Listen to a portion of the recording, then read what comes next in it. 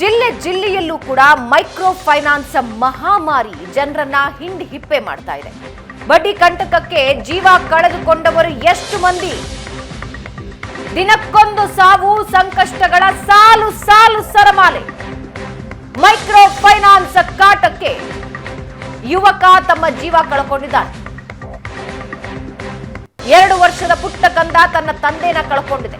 ಶಿಗ್ಗಾವಿ ತಾಲೂಕಿನ ಬಂಕಾಪುರದಲ್ಲಿ ಕರುಣಾಜನಕ ಕಥೆ ಇದು. ಮನೆಗೆ ಆಧಾರವಾಗಿದ್ದ 34 ವರ್ಷದ ನಾಗಪ್ಪ ಈ ಮೈಕ್ರೋ ಫೈನಾನ್ಸ್ ಕಾಟಕ್ಕೆ ಆತ್ಮಹತ್ಯೆ ಮಾಡಿಕೊಂಡಿದ್ದಾರೆ. ಗುರುವಾರ ಬೆಳಗ್ಗೆ ಆತ್ಮಹತ್ಯೆ ಮಾಡಿಕೊಂಡಿದ್ದಾರೆ ನಾಗಪ್ಪ.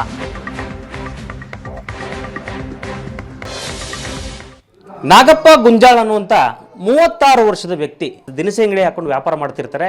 ಹಾವೇರಿ ಜಿಲ್ಲೆ ಶಿಗ್ಗಾವಿ ತಾಲೂಕು ಬಂಕಾಪುರ ಪಟ್ಟಣದಲ್ಲಿ ಮತ್ತೊಂದು ಮನಕಲುಕುವಂಥ ಘಟನೆ ನಡೆದಿದೆ. ಮೈಕ್ರೋ ಫೈನಾನ್ಸ್ ಪೈಶಾಚಿಕ ಕೃತ್ಯಕ್ಕೆ ಕಿರುಕುಳ ತಾಳಲಾರದೆ 36 ವರ್ಷದ ವ್ಯಕ್ತಿ, ಕೇವಲ 3 ವರ್ಷ ಆಗಿತ್ತು ಮದುವೆಯಾಗಿ. ಇವತ್ತು ಅವರು ನಮ್ಮ ಜೊತೆ ಇಲ್ಲ. 2 ವರ್ಷದ ಪಾಪು ಇದೆ, 2 ವರ್ಷದ ಮಗ ಇದ್ದಾನೆ.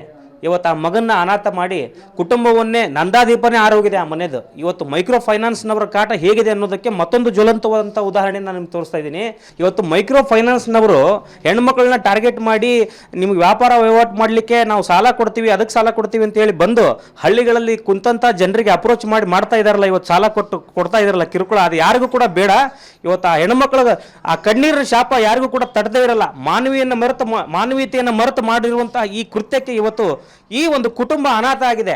ಇಡೀ ಮನೆಗೆ ಆಧಾರ ಸ್ತಂಭವಾಗಿದ್ದಂಥ ವ್ಯಕ್ತಿನೇ ಇವತ್ತು ಕಳ್ಕೊಂಡಿದೆ ಕುಟುಂಬ. ಅವರ ಪತ್ನಿ ನೋಡಿ ಯಾವ ರೀತಿ ಕಣ್ಣೀರು ಹಾಕ್ತಿದ್ದಾರೆ ಅನ್ನುವಂಥದ್ದು ನಿಜಕ್ಕೂ ಕೂಡ ಯಾರೂ ಕೂಡ ಊಹೆ ಮಾಡಿರಲಿಲ್ಲ, ಅವ್ರ ಕುಟುಂಬ ಊಹೆ ಮಾಡಿರಲಿಲ್ಲ.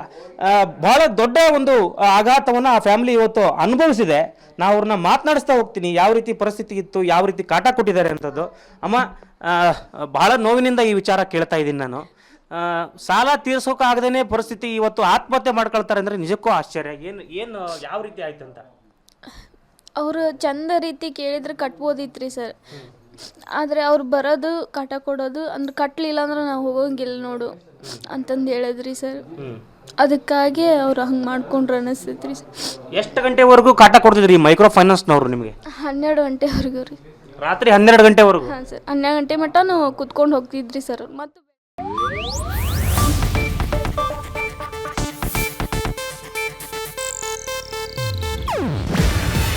ಇದು ಏಷ್ಯಾನೆಟ್ ನ್ಯೂಸ್ ನೆಟ್ವರ್ಕ್ ಪ್ರಸ್ತುತಿ.